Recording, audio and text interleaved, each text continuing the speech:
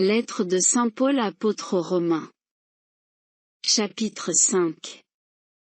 Nous qui sommes donc devenus justes par la foi, nous voici en paix avec Dieu par notre Seigneur Jésus-Christ. Lui qui nous a donné, par la foi, l'accès à cette grâce dans laquelle nous sommes établis, et nous mettons notre fierté dans l'espérance d'avoir part à la gloire de Dieu. Bien plus, nous mettons notre fierté dans la détresse elle-même, puisque la détresse, nous le savons, produit la persévérance. La persévérance produit la vertu éprouvée produit l'espérance. Et l'espérance ne déçoit pas, puisque l'amour de Dieu a été répandu dans nos cœurs par l'Esprit Saint qui nous a été donné. Alors que nous n'étions encore capables de rien, le Christ, au temps fixé par Dieu, est mort pour les impies que nous étions. Accepter de mourir pour un homme juste, c'est déjà difficile, peut-être quelqu'un s'exposerait-il à mourir pour un homme de bien. Or, la preuve que Dieu nous aime, c'est que le Christ est mort pour nous, alors que nous étions encore pécheurs. À plus forte raison, maintenant que le sang du Christ nous a fait devenir des justes, serons-nous sauvés par lui de la colère de Dieu.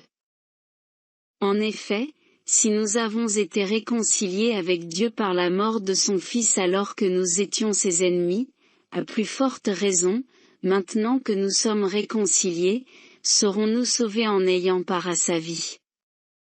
Bien plus, nous mettons notre fierté en Dieu, par notre Seigneur Jésus-Christ, par qui, maintenant, nous avons reçu la réconciliation.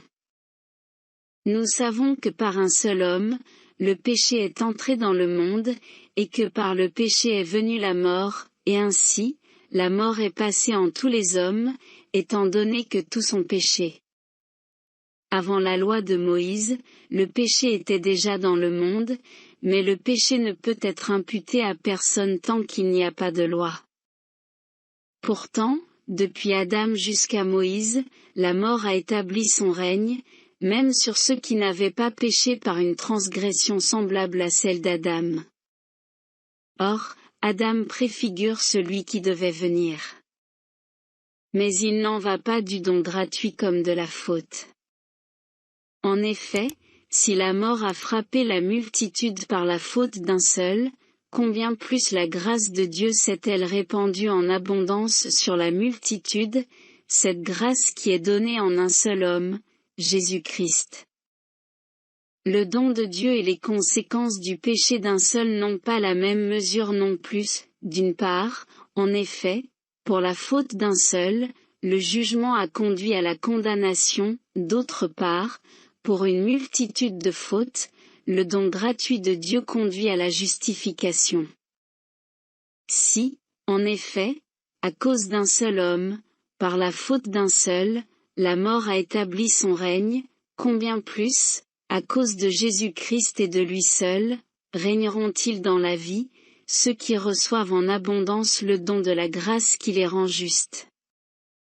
Bref, de même que la faute commise par un seul a conduit tous les hommes à la condamnation, de même l'accomplissement de la justice par un seul a conduit tous les hommes à la justification qui donne la vie. En effet, de même que par la désobéissance d'un seul être humain la multitude a été rendue pécheresse, de même par l'obéissance d'un seul la multitude sera-t-elle rendue juste. Quant à la loi de Moïse, elle est intervenue pour que se multiplie la faute, mais là où le péché s'est multiplié, la grâce a surabondé. Ainsi donc, de même que le péché a établi son règne de mort, de même la grâce doit établir son règne en rendant juste pour la vie éternelle par Jésus-Christ notre Seigneur.